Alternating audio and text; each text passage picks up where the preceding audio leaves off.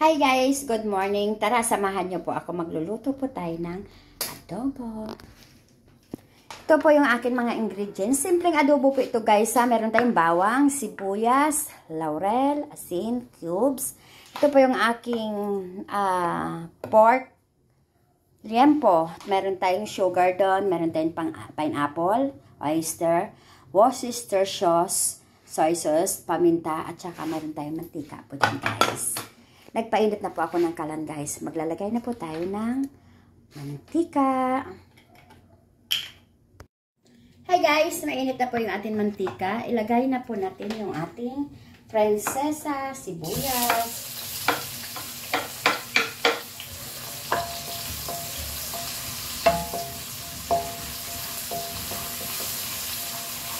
Lagay na natin ang pangalawang prinsesa.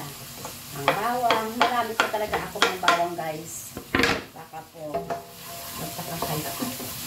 Lutuin po muna natin ito guys. Thanks guys. Luto na po yung ating bawang at saka sibuyas guys. Ilagay na po natin ang ating liempo. Dito marami ito guys kasi 2 kilo ang niluto ko ngayon dahil darating yung aking sister. Okay, lagay na natin itong ating laurel, syempre. Lagay na natin yan si laurel. Ilagay na natin yung ating konting asin. Maglagay tayo dito ng 1 cubes. Saka maglagay tayo dito ng paminta.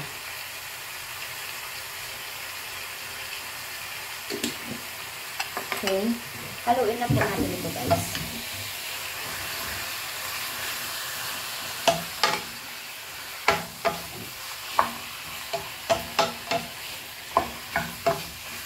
Hinaan lang po natin yan guys. Hayaan po natin muna siya dyan guys.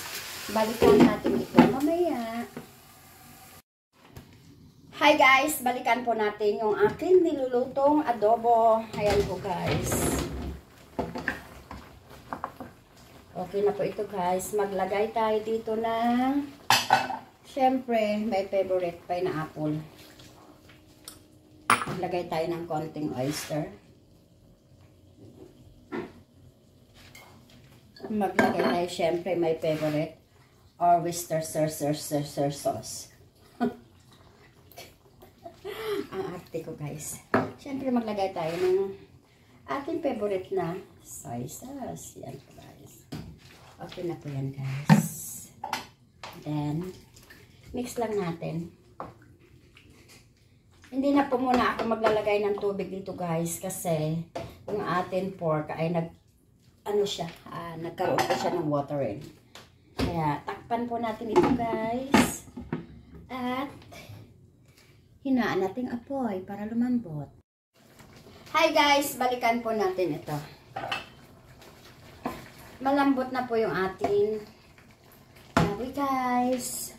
Siyempre, mag-a-add na tayo dito ng sugar. Pang balance po ng tamis at saka alat guys.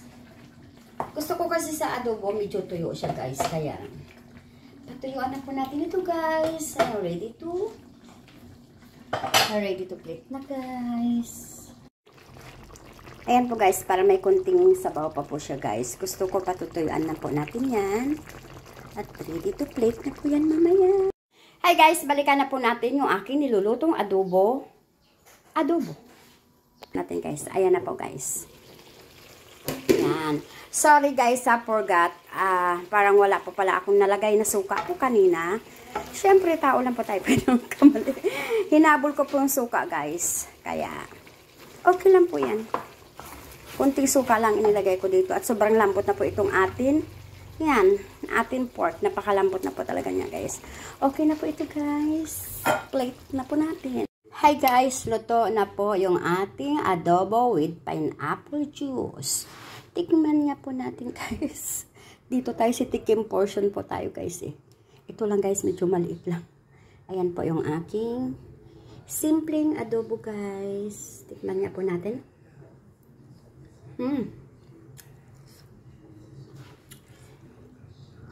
Napakalambot ng baboy guys. Tama ang asim. Hindi maalat. Tama yung sugar. Kaya akala ko sa inyo guys, gayahin nyo na po guys. Thank you guys.